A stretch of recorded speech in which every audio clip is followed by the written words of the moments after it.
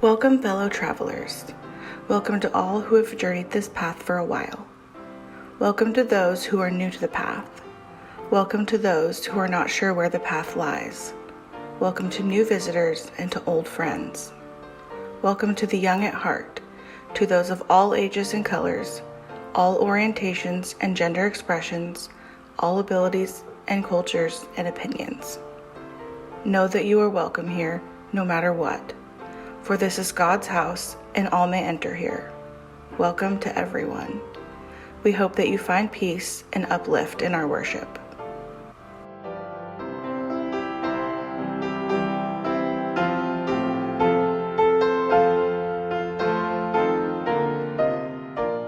A psalm for the Thanksgiving offering. Acclaim Yahweh with joy, all the earth. Serve Yahweh with gladness. Enter into God's presence with a joyful song. Know that Yahweh is God. Yahweh made us, and we belong to the Creator.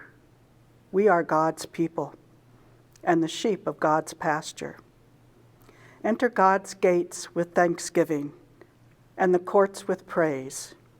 Give thanks to God, bless God's name, for Yahweh is good. God's steadfast love endures forever, and God's faithfulness to all generations.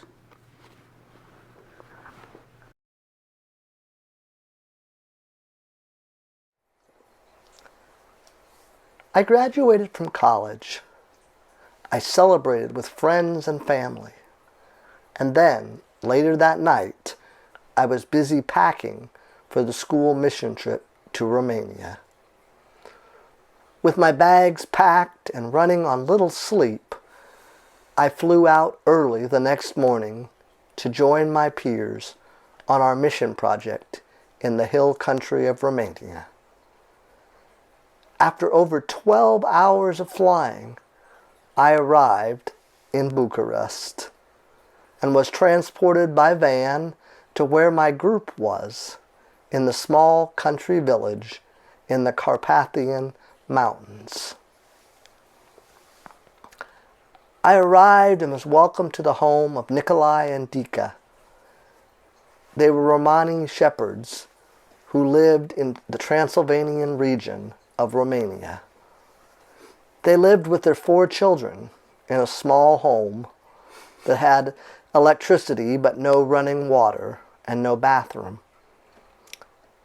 There was water pump that they shared with the neighbors and an outhouse in the back of the home. After introductions, they took my stuff to one of the 2 bedrooms in the house, which I would share with one of my teammates, while Nikolai and Dika and the children would share the other room. They prepared a meal of country bread and a stew with pork, potatoes, onions, and other vegetables. Dika filled their bathing tub with hot water she heated on the stove. And after a bath, I climbed into bed and quickly fell asleep. Early the next morning, I got up and came into the dining room kitchen area of that little house. The family was gathered round the table for breakfast, getting ready for worship. They gave thanks to God for the blessings and challenges of that day. They prayed for the day and for family and for those in need. And then we shared a meal of more bread, goat cheese, mamaliga, a cornmeal porridge, and with sausage. We headed out to the small village church, just a short walk from their home. We were one of the first to arrive, as Nikolai was the worship leader that morning. It was a simple little building with worn benches or pews and paintings on the walls of various saints and Bible stories. There was an altar area where there was a communion table, and this was where Nikolai stood as he led most of worship. They didn't seem to have a priest or a minister. They began with the sign of the cross, And then together they did chants and songs and prayers that were call and response style, with the leader saying a part and then the community echoing, responding. It was clear that their faith was a source of strength, of hope, and of joy for this community. The psalm that they read that morning was Psalm 100. The congregation echoed the words as Nikolai chanted them. Make a joyful noise to the Lord, all the earth. Worship the Lord with gladness. Come into his presence with singing. Know that the Lord is God. It is he that made us, and we are his.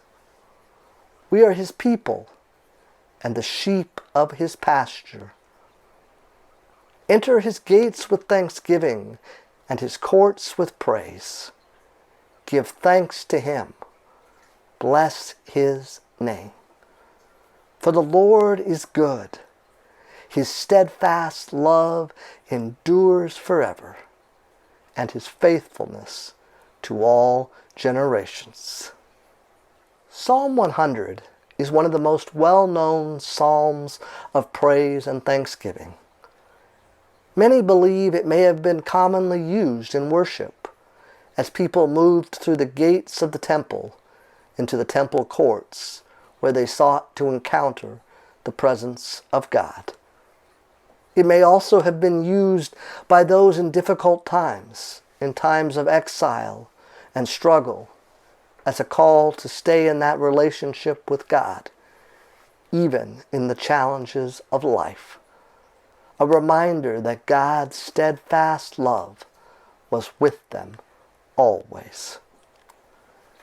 It reminds us that God is present in our lives each step of the journey. It calls us to look for the joy around us, to see the way that God's loving kindness is always with us. So often we fixate on the negative. Our news bombards us with suffering and struggle and the division around us. We live in a consumeristic society that teaches us that happiness is linked to the latest thing. The joy comes in what we possess or consume.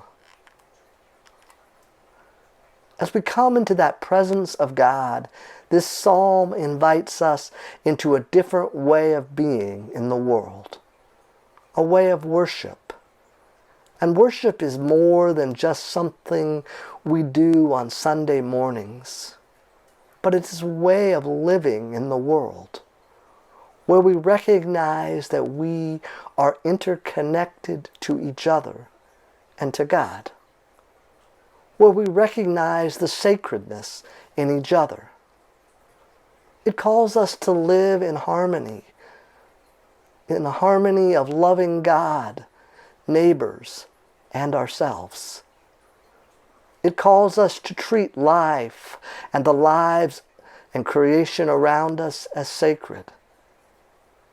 And in that love comes a joy that gives hope, gives strength, gives courage, and gives power to a song within us. The psalmist recognizes that thanksgiving is fundamental to our journey. It calls us to recognize that there are blessings all around us, and that part of our call is to be a blessing in the lives of others. It's as we give thanks that we recognize that we have so much to offer the world.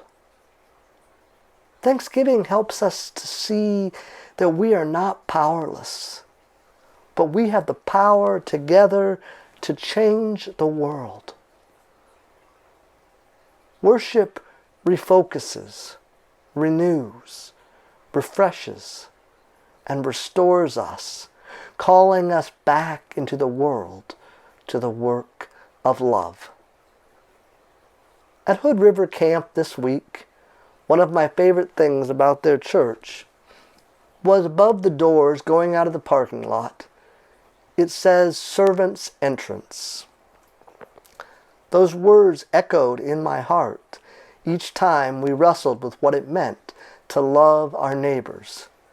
And as we left the campsite to work in the garden at Fish, to do a grocery scavenger hunt getting supplies that the food bank needed, or to go and work at the site of the future warming center for those who are unhoused there in that city. Church is not something separate from the world or from the problems or struggles or needs or injustices that confront us. Rather, church is about being that beloved community, that place of radical grace, that people with a passion for justice, who are committed to being fierce community, where each person is welcomed. Worship is that place that calls us to give thanks. That place where we encounter the grace and love of God and are reminded that we are indeed beloved. And church is also that place where we are encouraged, refreshed, empowered, dared to dream, and to live joy, hope, justice, and love into the world. It is in the presence of God's love that we are reminded that we are precious, reminded that we are not alone, and called into a covenant where we recognize that all are sacred to God, wherever we each are on the journey. Our call is not to decide who is worthy of love or grace or entering into community, but to be a community so committed to the radical love of Jesus that works every day to bring joy and grace, compassion, and hope into the world. For to know God is to be constantly learning, deepening trust, ever discovering glimpses of the depth and breadth with which we are loved, and daring to be that love even in the chaos and confusion and uncertainty of our world. One of my favorite camp songs reminds us who we each are and how sacred and beloved each is, as well as the fact that we are called to be people of good news, of joy, amazing grace, people of the work of love, people who seek to turn the world around. In my time in that village with Nikolai and Dika and their family, I watched how community cared for each other, how community came together with us to work on rebuilding a school, raising funds to hire another teacher, to care for each other in their struggles, to share what they had with each other, to see joy in each day, whether it was a meal shared, a lost sheep found, a good rain to nourish the crops, the new vegetables that grew in their garden, a hot bath, the kindness of a neighbor, precious moments shared with family, the grace moments of each day. They reminded me that joy is all around us. It is through the spirit of thanksgiving that we change mindsets, broaden perspectives, transform attitudes, and open hearts. It is out of hospitality and grace that we indeed turn the world around. May we take time to give thanks, to see the blessings of God all around us. Let us share from our blessings with one another. Let us give courage and comfort and strength and care to each other. And may the joy of the Lord be our song. And may we sing it with our lives, with our hearts, and with our hands. Amen.